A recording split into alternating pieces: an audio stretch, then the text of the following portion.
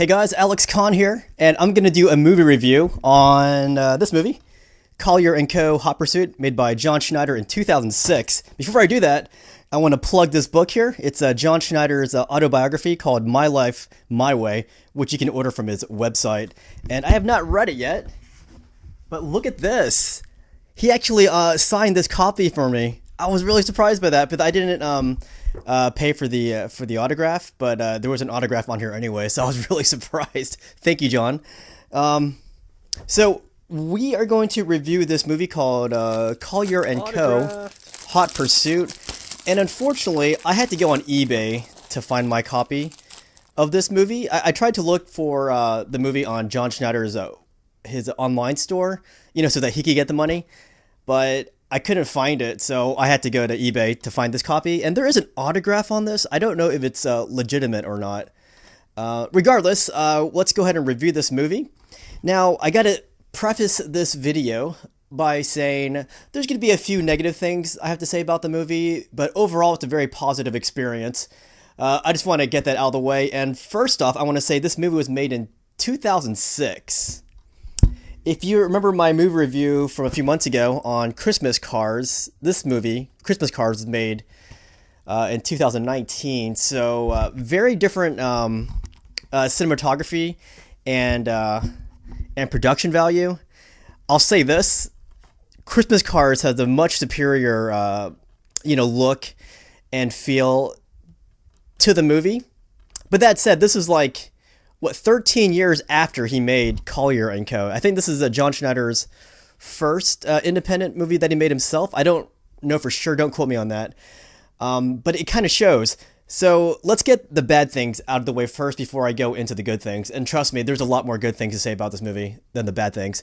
So the cinematography, the first, 10, 15 minutes of this movie, honestly, it was a little hard to watch because it's just the way it was filmed, like the camera work and just the quality of the film, that the viewers see. It looks really bad.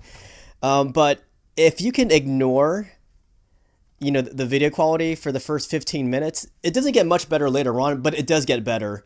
So ignore what the first 15 minutes looks like, because this movie is a real treat. It's really funny, and there's a lot of car action in here. And if you like John Schneider, which I think most of us do, you're going to love this movie.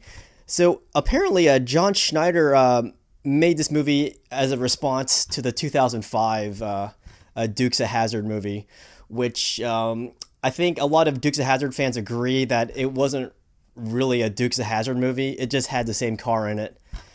And the car scenes in the Dukes of Hazzard movie were great. It's just the movie itself was kind of poor. It didn't really pay homage to the original source material. It just completely changed all the characters. But let's not dwell on that. Let's talk about Collier & Co. Hot Pursuit. Now, without giving you any kind of spoilers, the premise of this movie is that there's this guy called Collier, and he's an ex-race car driver. So he now makes a living off of hustling rich people out of the really awesome cars. So this movie kicks off when he hustles the wrong person, because the wrong person has something inside that car that belongs to another rich and powerful person who will do anything to get his possession back. And that's what the whole conflict is in this movie, Collier & Co. Now, if you guys know anything about John Schneider, he loved the Dukes of Hazzard TV show. He loved it. And one of the things that he liked about the Dukes of Hazzard is that the villains weren't really that bad. Like, you could laugh at them, and you can actually become friends with them later on. And I feel like this movie showcases some of that, because as the villain in this movie, he isn't really, really bad. I mean, there is one scene where I think someone gets kidnapped, but it's still a movie. That said, the villain isn't really over the top terribly bad. He's a villain. He wants something that belongs to him, and he'll do anything to get it back. So I was really surprised by the kind of jokes I was laughing at in this movie. If you know the Dukes of Hazzard, it's a lot of lighthearted fun, and that's what this movie is. A lot of it's lighthearted fun, and I was genuinely laughing at some of the situations that happened in this movie. I'm not just saying that. I really do mean it. There were some really funny scenes in it. So aside from the cinematography, everything else about this movie was great. Like I like the directing. I like the performances by everybody. Again, it's meant to be lighthearted, so it might come across as cheesy, which it is, but that is what John Schneider wanted. He wanted kind of cheesy. He wanted to bring back that Dukes of Hazzard feeling to it. And if you're wondering about the cars, there is plenty of car action in this movie. So the three cars that I remember in this movie, well, obviously you can see the orange Charger on the front cover of this. That's a '69 Dodge Charger. And that is the main, well, it's not the main vehicle, but it's like 50% being the main vehicle in this movie. Collier, as I said, he's a professional driver. He uses a '69 Dodge Charger to hustle people. Like, he paints it really rough. His '69 Dodge Charger is used to hustle people, and he paints it so that it looks really bad and worn down. It's only after the races that you see how beautiful this car really is, because it looks like the General Lee, almost. It's missing some decals on it. So yeah, aside from the '69 Dodge Charger, there's a car that I haven't really seen in movies before. This is just a die cast. It's not how the car looks like in the movie, but this is a Shelby Series 1 car. And in the movie, it has blue rally stripes on it. Mine has red. Very beautiful car, and this car has the distinction of being developed and created from the ground up by Carroll Shelby himself. Because most of the cars that Shelby worked on were basically just modifications, but this particular one, the Shelby Series 1, was actually built from the ground up by Shelby himself. So it's got that distinction among other cars. But anyways, yeah, this car is very awesome. And in the movie, check out the license plate on the Shelby Series 1. If you're a Dukes of Hazzard fan, you should see the reference immediately.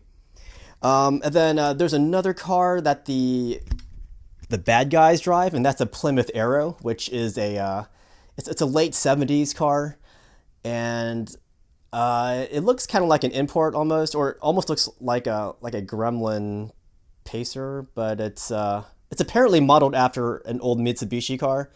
But yeah, watch the movie if you want to see it. It's a yellow Plymouth Arrow, which I don't recall seeing in many movies either. I'll have to look that up later on, though. But yeah, it's got those three cars in it. Great car sequences in it. And there's actually a jump, which honestly I thought the jump was fake. But when I watched it behind the scenes, it was actually a real thing. It's just the way that the camera was positioned. It looked like it was a model that was flying through the air. But in reality, it was an actual car being flown through the air. So, this is that movie, Collier Co. Hot Pursuit, made by John Schneider. So again, I want to summarize. Aside from the cinematography, especially in the first 15 minutes, this is actually a really great movie. You have to give it a chance. Please try to look past the cinematography. It's a really fun movie to watch. And I just wish that movie had the same cinematography as his later movie, Christmas Cars. Because Christmas Cars was very good at filming John Schneider's vision. So yeah, I want to try to find a poster for this movie so I can hang it up, because I really do think this was a fun movie to watch, and it kind of helped me relive the Dukes of Hazzard days.